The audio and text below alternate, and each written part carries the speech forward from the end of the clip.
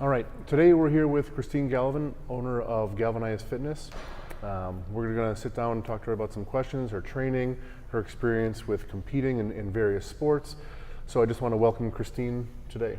Thank you for taking the time to speak with me. Yeah, of course. Thank you for having me. So first off, give people a little bit of a background, the sports you've competed in, kind of some of the goals you're looking to achieve going forward. So I'm both a strongman and also physique competitor. I compete in the NPC in the women's physique category, and I'm also a lightweight strong woman. Okay. What so far in your experience with those? What are some things that have been easily to translate from one sport to the other, and then after that, what are some things that have been a little more challenging to translate? Switching gears. Well, I find that the sports actually have a lot more in common than people think that they do. For a physique competitor to be successful, they have to have large shoulders, big back, big legs. Those things also translate really well into being a strong man or strong woman competitor. So those things translate really well. The other thing that kind of helps them go hand in hand is typically a strongman off-season program looks a lot like a bodybuilding program. Okay. Competitors do a lot of hypertrophy, at least from my experience. They do a lot of conditioning work. We throw in some cardio every once in a while. Sure. Which we wouldn't necessarily be inclined to do while we're doing contest prep. So those things also go hand in hand with training for strongman because, believe it or not, everybody kind of needs an off season at some point. So I've found that they actually complement one another pretty well. The times where it does become a challenge in terms of translation is that you do get kind of thick and dense doing strongman, and as a physique competitor, that's something that you have to be aware of. They're looking ideally, especially within my category, for big back, big shoulders, but smaller waist. And with a lot of the loads that we carry and a lot of the weights that we put on our body, it tends to build up your obliques and tends to make you a bit thick. So just something to be aware of when you're trying to cross over between each sport is that you do have to be cognizant of how you train and how that's going to translate. Okay. Now, when you've competed in both, have you gone from one right into the other, or is it a matter of taking several months, 3 to 6 months, or even longer, 9 to 12 months in between those shows, or do you feel like you're able to go within a matter of weeks from a physique show to a strongman competition, or vice versa? I think that's really going to depend on the person, their level of training, what they've been doing throughout the year. When I first started training in strongman back in 2014, I had rolled off a physique prep in November. So I had finished it in early November, and by the beginning of February I was competing. But it was in a novice level show. I had a generally good foundation of strength at the time in order to compete at the novice level. In terms of the heavier shows, I would say it would take a little bit longer. So for example, I rolled off my last physique prep in August, the beginning of August. I qualified for World's Strongest Woman, and I will be competing in December. Okay. And even if I hadn't qualified, I think the soonest I would have considered competing would have been November, December, so it was right around that time frame. I personally had managed to maintain a lot of my strength throughout my physique prep, and it was because I had, told the coach I was working with at the time that it was very much a priority for me, and he adjusted my bodybuilding program accordingly, and he did a really, really good job of doing so. So I managed to maintain a lot of my strength. I was putting up really good numbers, and that allowed me to. There's a lot of people whose cuts are so drastic that they might lose more strength, and that may not be a possibility for them. It may take 3 months, 6 months, or even longer to be able to compete in strongman again. Okay. Actually, on that note, how do the cuts compare? Because you compete as a lightweight woman for strongman. Is there also weight classes for the physique competitions you do, or how do those cuts vary? Right, like. Are they more extreme with the physique? Are they more extreme with the strongman?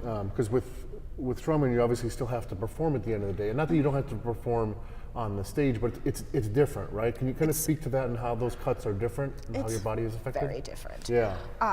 So in terms of a cut for strongman, the goal is to specifically hit a weight, and rehydrate, bounce back as quickly as possible, and to perform. Sure.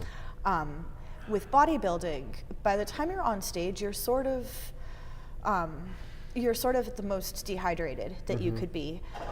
Your body is dry. The purpose is, aesthetics. It's got nothing to do with like physical performance. Sure. You go on stage and you pose, and that does put a lot of stress on your body, but not the same type of physical performance that would be expected if you were competing in strongman or powerlifting. So the cut is very similar, especially the weight cut.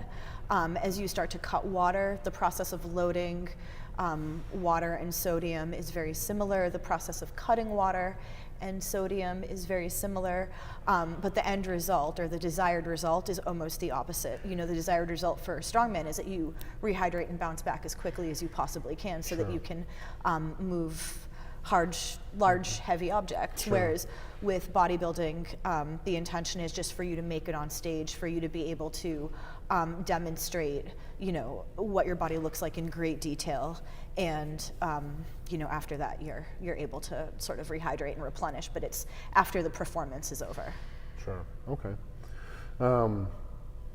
What have been some of the stronger events for you in strongman, and then along those lines, what are some of the areas that you feel like you excel in when it comes to physique?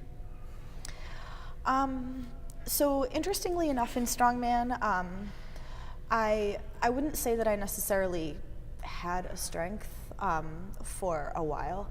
I was always a relatively decent deadlifter. I always thought I was really terrible at moving events, but somehow performed better in moving events than I ever expected to. So while I considered them a weak point, it turned out was better at them than I thought. And I had always considered pressing sort of a weakness. In physique, actually my legs turned out to be a weakness this season, which is what I was told, that was the feedback I got. Basically that my legs were too small, and that my upper body was too big for the figure category, and that I was better suited for physique if I got my legs up to where my upper body was. And after I rolled off that bodybuilding prep, after spending about 6 months working on my upper body and shoulders and trying to build up my lower body, it turns out that I'm actually a somewhat okay presser now. So, again, they do go hand in hand more than people think they do. Yeah. Now you mentioned that the category you're in, because you've competed in physique, the next category, they said you're more suited for a different category. What, for the people that don't really understand kind of the different categories in that world, bodybuilding, physique, can you kind of break down real quickly just kind of what would that next category be? Sure. So actually it starts out with the bikini category. That's considered the most attainable category for women. They tend to look for women who do not have striations, a little bit softer, a little less muscle tone, large glutes, nice lower body, good shape. With figure, which is the next category, they want women who have a large back, large legs, that X shape. Really, really little waist is, sort of what they're looking for. They're not looking for a lot of muscle tone. They're not looking for someone who has like a lot of mass. They're just looking for good symmetry. For physique, they're looking for you to be a little more striated, have a little more definition, have a little more shape. With physique, you do the bodybuilding poses, so you actually do, they're looking for you to show off symmetry and a little bit of size. And then from there, it's bodybuilding, where they really just want you to be shredded and somewhat bigger. So there's sort of a progression throughout, and some people sort of see them as like stepping points from one to the other, and then there's other people who their bodies are just suited for one category or another, and they just sort of sit there. Okay, very cool. You can kind of speak to whichever sport you want in this one, but there's always accepted truths in any sport, right? Like, in order to be good at this, you have to do this, or anybody who's good at this, you need to be able to do this, right? And then there's always those things that break those molds. What for you are things that have kind of broken that mold of the accepted truths?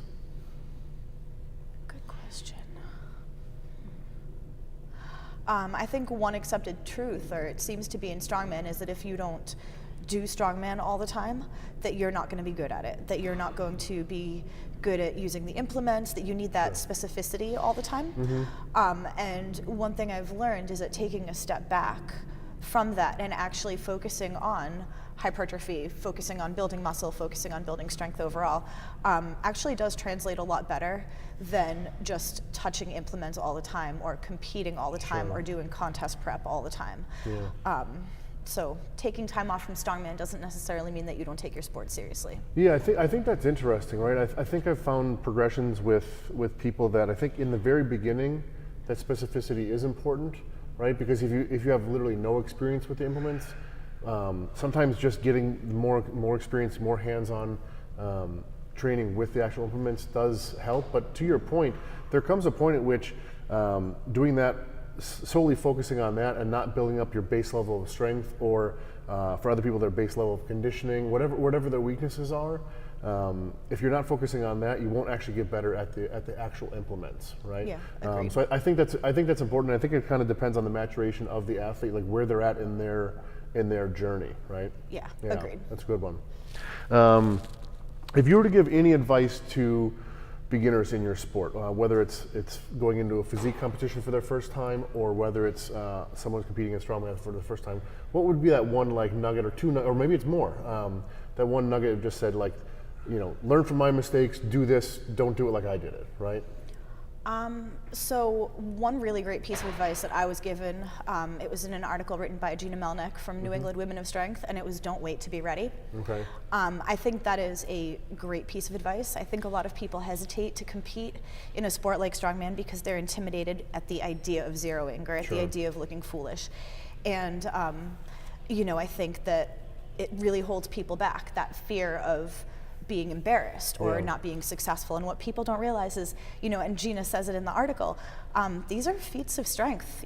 People are expected to zero, and if they don't, probably wasn't heavy enough to begin with. So, that was one thing that always held me back, was fear of failure, fear of embarrassing myself. And, it took me a little while to decide to compete in a bodybuilding show. It took me a little while to decide to compete in strongman, and I think that's probably the best piece of advice that you could give anyone who's a novice level competitor who has this sort of fear of jumping into a show is, just don't wait to be ready. You're never going to feel ready. Even as a seasoned competitor, you're going to question yourself, you're going to have doubt, and you're always going to think like, if I had a couple more weeks or if I had a couple more months, just nothing is better than the experience of being able to actually compete and see what you're capable of and see what your weaknesses are and build off of that. Sure. Yeah, I think the best, at least from my own personal experience, sometimes the best contests are the ones where you're kind of almost afraid of the weights, right? And you're like, all right, I better buckle down over the next 12, 16, however many weeks. Otherwise, I'm not going to be able to perform on that day, right?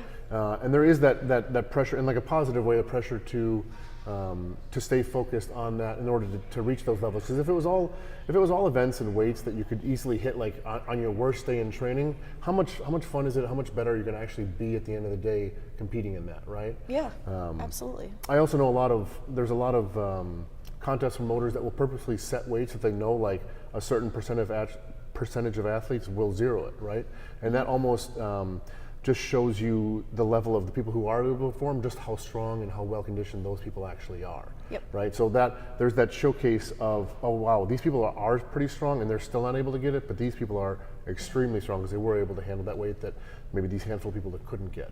Yeah, right? absolutely. So I think that's part of it as well. So I think for the people young in this sport, kind of don't lose sight of that. The promoters will actually pick weights hard enough that it's just normal to zero, right? Like almost everybody, I mean, I can't say specifically every single person, but like almost everybody has zeroed contests at some point in their career, and sometimes more than once, right? And that's completely normal. Don't feel like you're not as good or you're not worthy of being able to compete, right? That's just part of it. Yeah, absolutely. Yeah. I mean, I sincerely hope so, because that's what, ideally, if you're doing this sport, it's because you want to be better. Sure. Most people don't do competitive sports because they're complacent. Yeah. So my assumption would be that you have that external motivation of, well, that person did it. That means it's attainable. Someone can do it. Maybe I can do it one day. Yeah. Yeah. The one thing I always joke with people about, when it comes to weights being heavy enough or challenging enough is, it's not called I lift weights man, it's called strongman, right? Like it should be hard. It shouldn't be the fact that anybody who just walks into a gym and 2 months later can go and compete in it, right? At least that's just my own personal philosophy, right? Like it should be challenging, it should be hard to attain, right? And attain on a higher and higher level, right? Absolutely. Yeah. If you personally were to go back and start from square one, either in physique or in strongman, what would you personally do differently? Or would there be anything? You're like, you know what, everything went exactly how I hoped it would, and I have no regrets of how things went over the last several years? Honestly, I would stop trying so hard to be a badass. Sure. You know, I injured myself a lot when I first started working out, and you know, I always thought that perhaps if I worked harder, or if I worked through it, that was the right thing to do, because you know, we always have it in our minds, am I working hard enough? Am I being a wimp? Am I being kind of a wuss about this? So, you know, knowing when to scale things back. Sure. You know, candidly, the reason I ended up doing my last physique season is because I tore my meniscus, and it didn't occur to me how much damage I had done until I did a yoke carry and couldn't walk the next day. And all of a sudden I realized, like, I can't continue to lift these weights anymore. I need to step back. I need to focus on, you know, building up my legs, building up my weaknesses. And, you know, that was sort of what prompted me to even focus on bodybuilding or think about bodybuilding again. And, you know, so don't try to be such a badass. Just listen to your body, and when it tells you to slow down, slow down. And when you sincerely know you're not doing enough, then put in more effort then. Yeah, that makes sense. I mean, it's hard because that's almost one of those things you have to experience for yourself, unfortunately, right?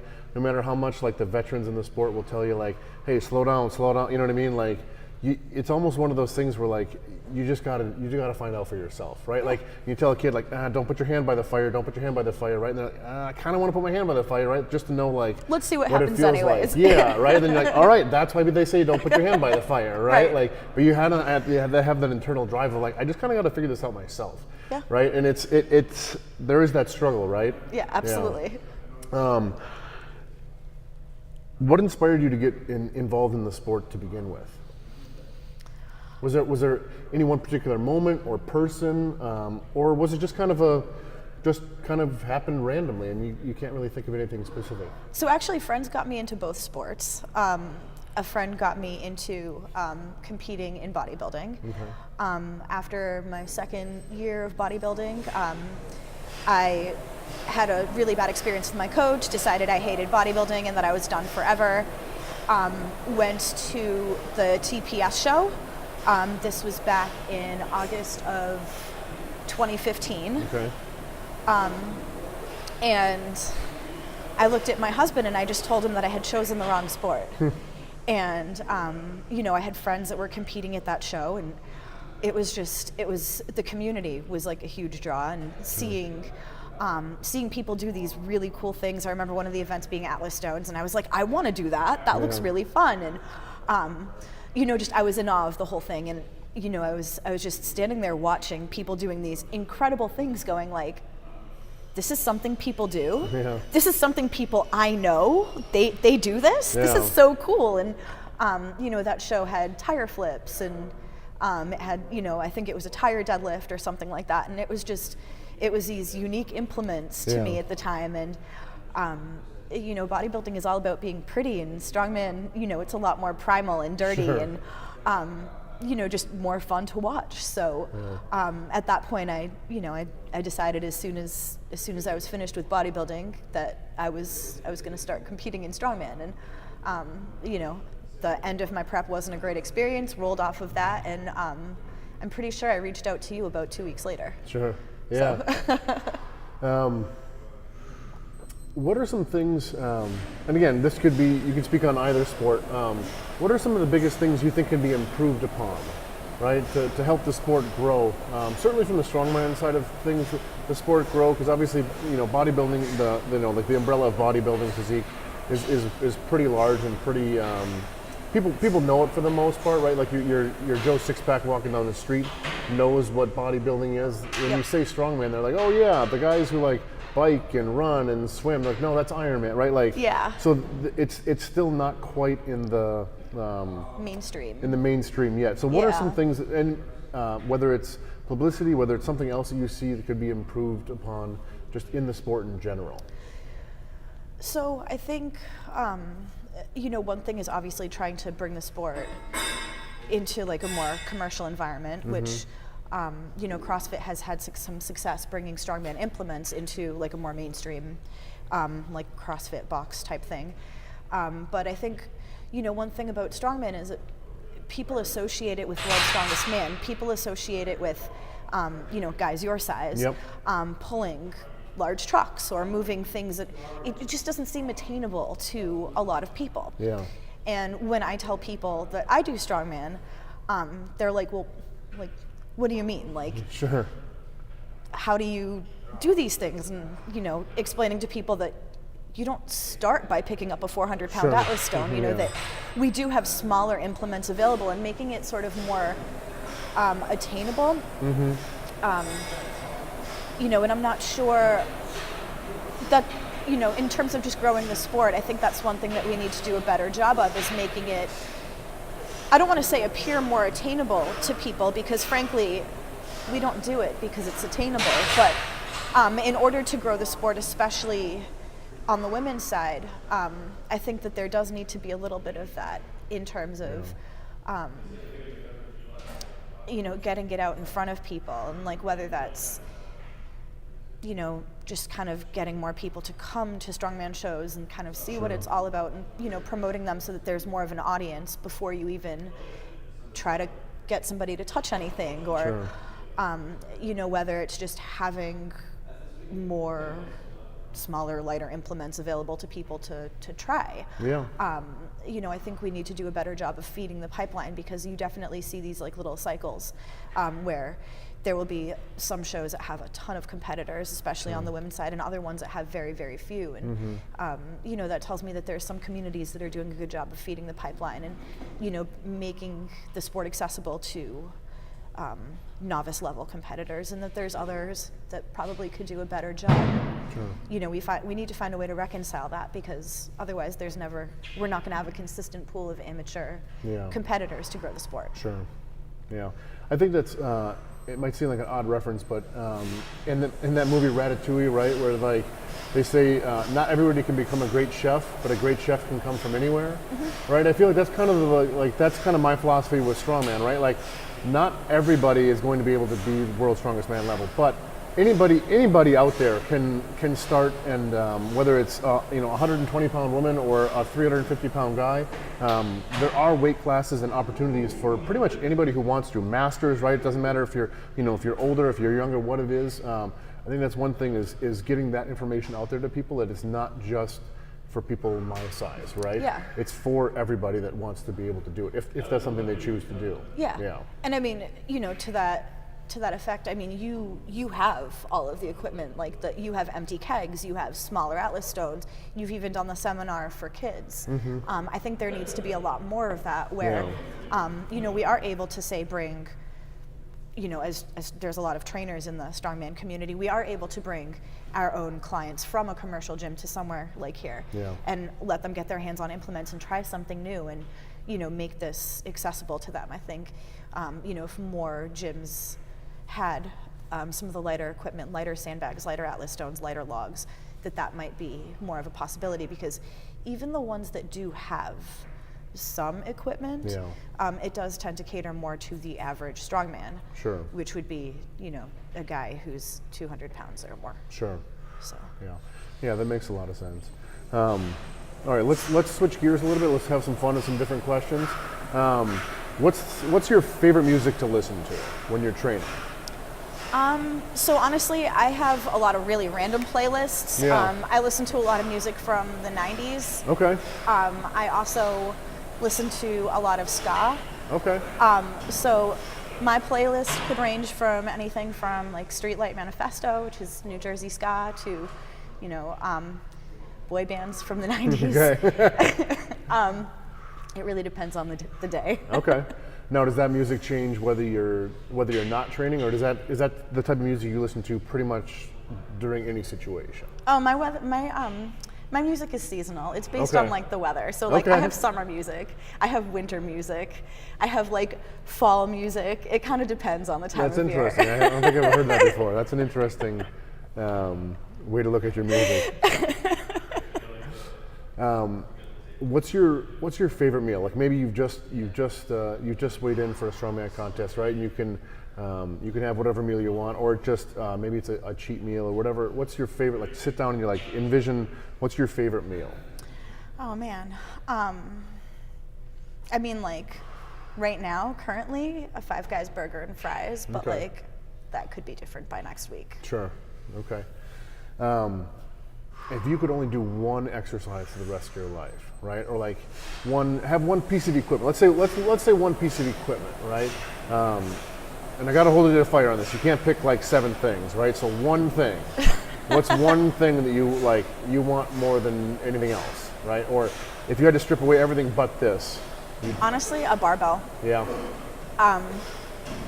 One, I love deadlifting. Sure. But 2, it's one of the most versatile pieces of equipment you can have. I mean, you can get in a full body workout. You can do almost anything. I mean, do I get plates too? Yeah. Okay. Okay, so. Yeah. So I'll say barbell and plate. Yeah. So, no, empty barbell. That's it. I mean, I'd still go with the barbell if I'm being honest, but like a barbell. Yeah. Actually, going back to your seasonal music question, do you have a favorite season that you like to train during? Do you like to train more in the summer? Do you like to train more in the winter, the fall, the spring? Is there one? Or is it pretty much all equal? No, I mean I would definitely prefer to train in the fall and spring when I can train outside if I want to. Sure. I like being able to go outside and do things, but I'm a big baby when it comes to it being cold. So sure. I have a certain threshold. Yeah. Somewhere around like 70 or 80 degrees. So I like to life more in the summer, but I like to train more in the spring. Okay, nice.